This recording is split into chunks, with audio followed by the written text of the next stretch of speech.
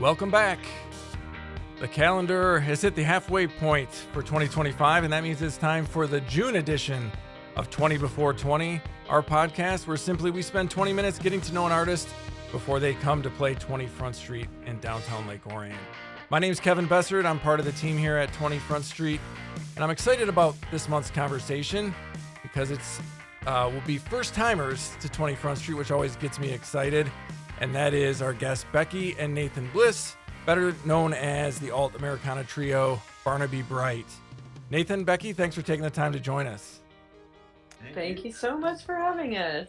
Very excited to be here and very excited to be coming to play the series.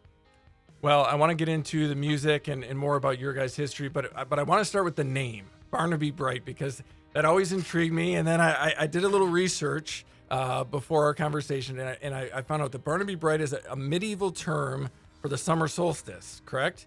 And yes. I read a little bit about why you were attracted to that name, but tell me a little bit about it and what was the reason you chose that as your group's name?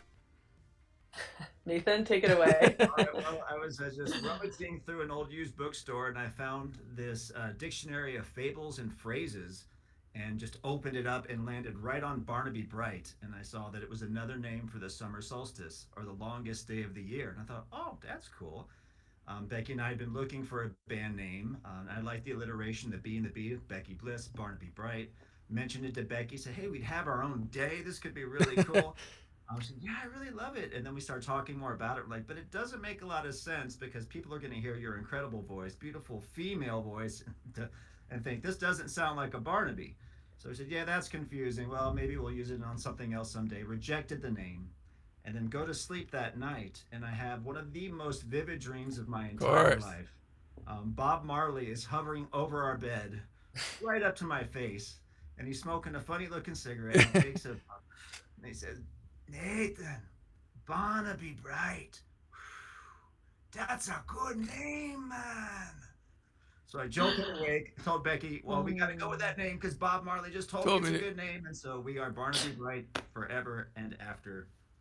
Absolutely love that story. Yeah. And I'm sure you get asked about it a lot, right? And I led with that question. Oh, yeah. Have you kind of built things around it with the summer solstice? Is that now kind of like something you guys lean into quite a bit with the name? Yeah, I mean, our show at 20 Front Street is on the summer solstice this year, which is super cool. We have a new single coming out the same day. We've certainly planned like big full band shows on the summer solstice. There was one year when we were living in Brooklyn where we planned this huge full band show in Manhattan on the summer solstice, only to find out that it was leap year and we missed the summer solstice by a day. Oh, so never made that mistake again. Yeah, gotta plan for the leap years going forward. Yeah. So you mentioned it about the show coming up at 20 Front Street, which I do want to say right off the top here. It is this Friday, June 20th at 20 Front Street. Tickets are still available at 20frontstreet.com, so make sure to grab your tickets. But you mentioned it is a special day for you guys. You have a new single coming out, just so happens, on the day of the show at 20 Front Street. And it's the first single in quite some time. Tell us a little bit about that and the journey to get to that new single. Oh my gosh, the last 5 years have been crazy. Obviously, COVID shut everyone down for a time. I think we played like 30 online shows that year for various businesses and personal shows on Facebook and stuff. And then in the midst of that, we finally weren't touring. And so we had time to make a Christmas record, which is something we've always wanted to do. So we made a Christmas record in 2020, released it that year. New York Times picked it as one of the top 20 Christmas albums of the year, which was super cool. And some of the songs were featured on Netflix. And then we toured a little bit and then we had a baby. So then we took another kind of big break. And so this is sort of the first single. We're calling it like our poker chip back in after a couple of years. And then we have a full, a whole EP coming out in November. And then at the beginning of 2026, we go into the studio with a Grammy nominated producer, Bobby Holland, in Nashville for 2 weeks and make like the record of our dreams. We're so excited. Very cool. Yeah. And reading a little bit about, a poker chip back in is interesting to kind of reintroduce yourself. One of the things I read, and this was something about a Barnaby Bright show or what people can expect on Friday at 20 Front Street. It said it'll take audiences on a ride through love songs, murder ballads, and deeply moving relatable items. It almost sounds like a theatrical production. Tell us a little bit about what people can expect at that show, or kind of what a Barnaby Bright show is typically like. Yeah, I mean, it's certainly nothing like musical theater, but we don't shy away from too many subjects. I mean, without sounding like I'm tooting our own horn, so many times at the merch table, people come up and they've got like tears in their eyes because we do a lot of songs that are emotionally connective and that are relatable, but we also have funny songs and silly songs. And Nathan is the king of murder ballads and horrible tragic songs. So we really like kind of we do like to take our listeners on an emotional journey. Like we have fun, and I think the audience has fun Yeah. too. And I have a training in jazz as a saxophone player and jazz composer, and Becky has training as an opera singer. So we have a wide world of music and sounds to draw from. So it's never always the same thing. It's interesting and engaging. A lot of different kinds of instruments. Many people have never even seen before. So it's always a fun experience. But Sure. you will not hear saxophone or opera in our show. But the training's there. But the training's Yes. there. And one of the things that I'm so excited about of having you guys at 20 Front Street another thing I read was just about that one of the most commonly uttered phrases at the end of one of your shows is that it felt like a spiritual experience, which is something I've heard about shows at 20 Front Street over the years many times. So the combination of that is definitely something I'm looking forward to for Friday night. Yeah, the world is a tough, scary, messed up place, and if we can give people just a bubble to escape that and just be lifted up, that's we're doing our job. That's what we hope. Well, definitely looking forward to that. So let's dive in a little bit to the history, kind of where you guys met, your history, kind of with music, and kind of obviously you came together now as a married couple, but how did you guys meet, and musically, what was that connection like? Mm. Well, when I decided I want to, after attending Berklee College of Music and staying in Boston for years and then New York City making my living as a saxophone player, I heard a Bob Dylan song on the radio and said, man, that's what I'm missing. I want to put really good words to simple music. And that began a journey for me. I left the East Coast, I went to Los Angeles, ended up in Kansas City, and started doing my very first shows just as a guitar player, singer. I had a loop thing. This was kind of this crazy thing. But I really needed a good singer, so I asked a music agent of mine if he knew any good singers, and he introduced me to Becky Bliss. And Becky, you want to take it from there? Yeah, and I was in college at the time studying opera. To be quite frank, very miserable. It's like I don't want to do this. My mom is an opera singer. My brother is also an opera singer, Oh like the wow. Taylor Swift of the opera world, like the lead in the Met and everything. But I just it wasn't my path. And so while I finished my final year of college, I started playing in bars with Nathan. Everyone was thrilled about that, using that old opera degree, Becky. And we started playing and I hadn't started writing music yet, but he was one of my great inspirations when I did finally start writing music. But we were dating other people at the time, so we did not become romantically entangled at the beginning. It was about 2 years of really deep, solid friendship and playing together. And then I moved to New York City, and he came out to visit me, and we were married 9 months later. So that was, and here we are, 18 years later. Oh Yeah, wow. It's been a journey. So obviously Yeah, you start dating, you were married quickly, but then from there musically, do you just continue playing out at that point, and did you just continue as a yeah. duo for quite some time after that? Yeah, I mean, Nathan moved to New York City and we lived there for 6 years, and then Nashville. And we were always at the core a duo, but we have so many different musician friends that play with us. I mean, we've had like an 8-piece band before sometimes. yeah. It's When really we were in fun. New York City, we had access to the greatest musicians in the world. And Absolutely. when we would do concerts there at Joe's Pub, or whatever, we would have an 8 or 9 piece band, strings, two drummers. But yeah, it's kind of hard to drag all those people around on the road. So it was often Becky and I in the car together. But now we've added a wonderful third voice to our group, Carmen. I'm sorry she won't be here for this one, but she just had a baby, or is having a baby. She's having a baby 3 weeks before the show, or Yeah, 3 weeks after the show. so Yeah. she's got a good excuse, but And while we will she's miss Carmen, I do want to loving touch on that a being little with bit because I did read about that. You guys obviously have been the duo for quite some time, but then did add in that third voice. What was the inspiration for that? And obviously a fiddle player too, I believe. But what did that change? Yeah. How did that change the dynamic of the group? Well, I mean, I don't know about you, but three-part harmonies Sure. are like, ooh, just the chills everywhere. And her voice blends with our voices so beautifully. She does play fiddle, but also beautiful, just melodic violin. She's multi-instrumental. She can play piano too. She plays harmonium sometimes if I'm playing guitar. If you don't know what a harmonium is, come to the show. You'll see I one. know. But she's also a dear friend and very easygoing and chill, and we just mesh. But with recording going forward, like I know you mentioned recording an album soon, that will be part of the configuration with the new recordings. Yes. Oh Oh yeah, yeah, she's big time. fully vetted in. Very cool. That's definitely something to look forward to. So I want to touch on something you just mentioned, and that was your move that you were in New York City, you spent some time in Nashville, now in Kansas City.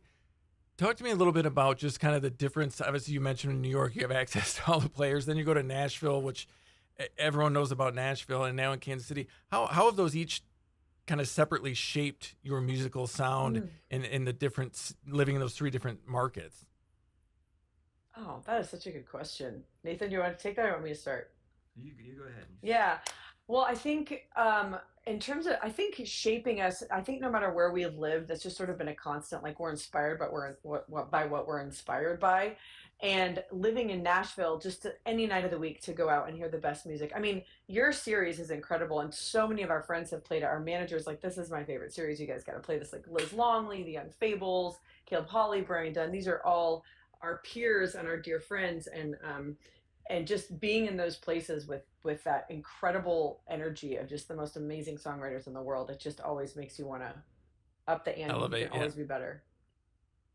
Very cool. Yeah, and that's why I asked that question because so many of the artists that I'm interacting with are based in Nashville for obvious reasons. Yeah. But then when there are these different pockets that people say, "Oh, we're in Kansas City now," it's always intriguing to me Yeah. just about what that difference is with the musical scene in Kansas City, Mm. versus a place like Nashville. And did you guys play out a lot in Kansas Yeah. City?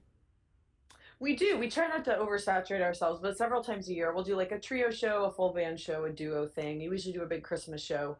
And the reason we actually moved back to Kansas City is because at the time Nathan's mother was ill, and we knew we wanted to have a family and be Sure. near. My family lives here and everything.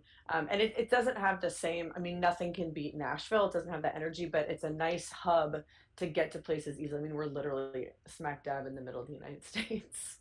Yeah, and I had read too that I know with Folk Alliance there was a period where you were in Yeah. Kansas City, and with Folk Alliance being there, you were able to come with a full band and kind of get out with Folk Oh Alliance, which yeah. is a nice aspect of Kansas City as well.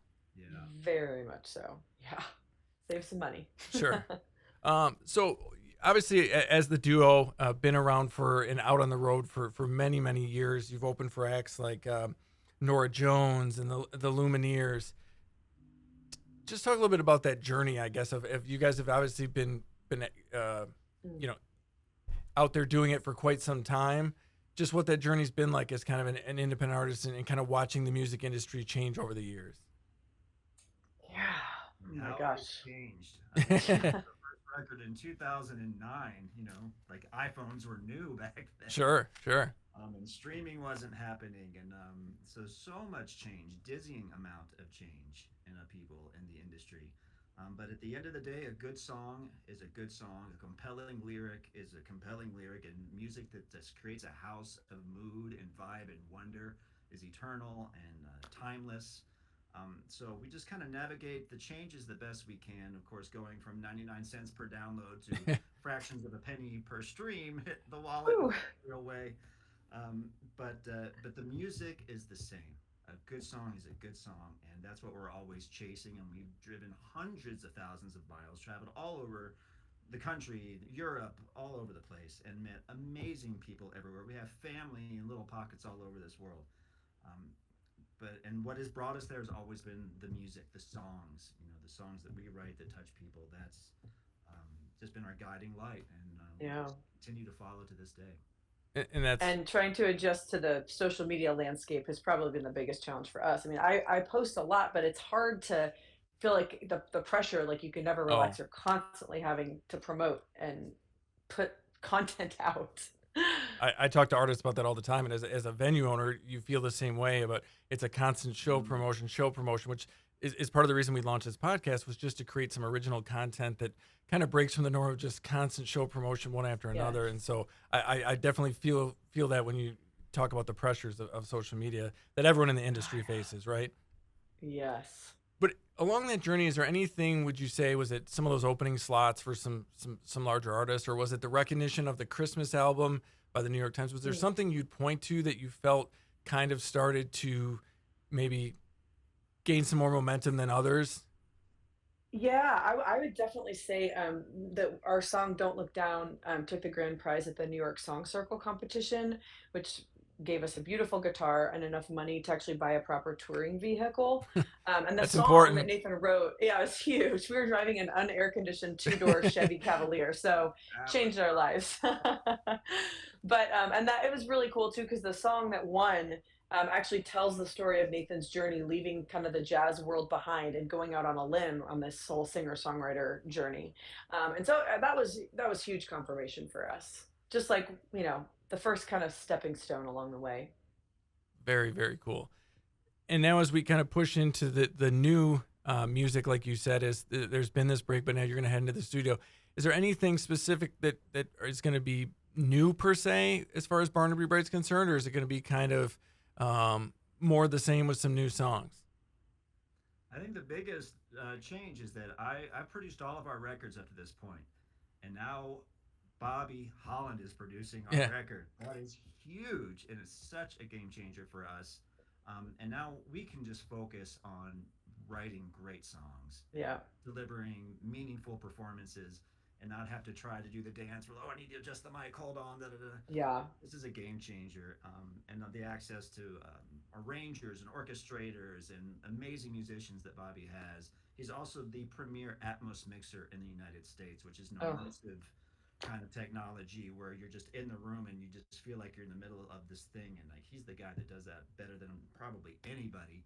So all of our songs will include Atmos mixes for that immersive experience. And so there's including the single that drops on Friday and the whole EP that yeah, comes out in November. Have you experienced that, Kevin? You're kind of shaking your head like you know it. Yeah, I mean, I do The know, Atmos mixing. I do know it. I mean, you've got me excited now hearing this. I'm like, man, I can't wait to get a listen to this. But so that now that you've got me excited, that single drops Friday, but then the rest of Mhm. it'll all be out in November. You said In November. Yep.